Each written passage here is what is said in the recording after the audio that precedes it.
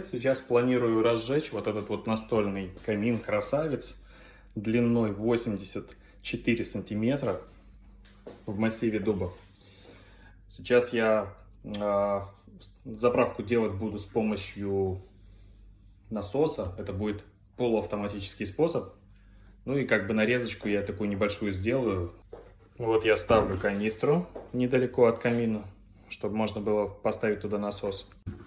Откручиваем крышку.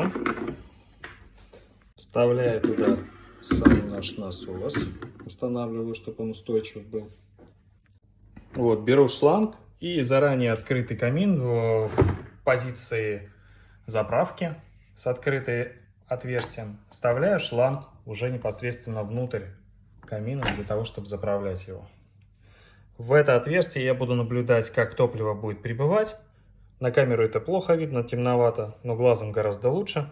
Как только я увижу, что жидкость будет до уровня доведена, то есть я увижу, что будет плавать вот она, вот где язычок, соответственно, я остановлю насос и уже разожгу камин. Насос.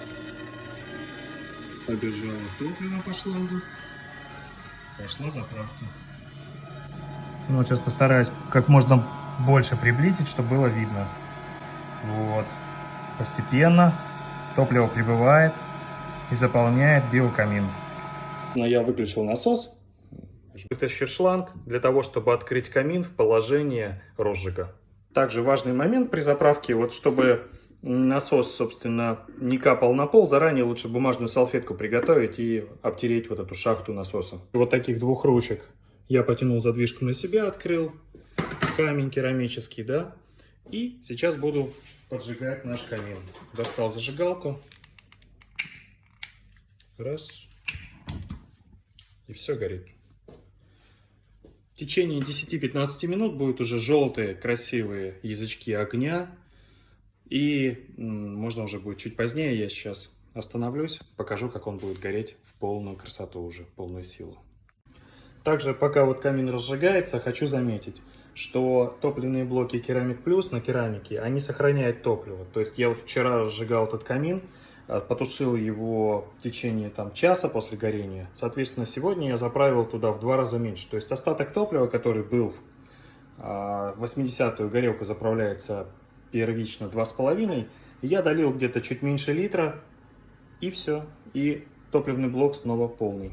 Можно разжигать. Соответственно, у вас получается экономия на топливе, на расходе достаточно существенная, учитывая, что топливо сохраняется внутри горелки, и вы на этом экономите на обслуживании. И также, пока камин разгорается, хотел бы сказать пару преимуществ насоса. Во-первых, это максимально просто, вам не нужно канистру держать в руках. Да, во-вторых, это экологично, если маленькие бутылочки мы постоянно на камин наливаем, да, то есть сколько тут? 2-3 бутылки нужно на большой камин. Здесь канистра остается, да. В-третьих, вам очень просто понять, сколько нужно топлива. Вы включили кнопочку, насос накачивает, смотрите в другое отверстие, понимаете, сколько закачалось. Это все очевидно и просто. Закачалось, выключили, да. В-четвертых, ничего не проливается, то есть, когда вы в воронку наливаете, все равно там разливаться что-то может и так далее, да, то есть. Поэтому заправлять насосом удобно, просто, легко. В общем, это очень классный, простой вариант заправки. Мне он безумно нравится.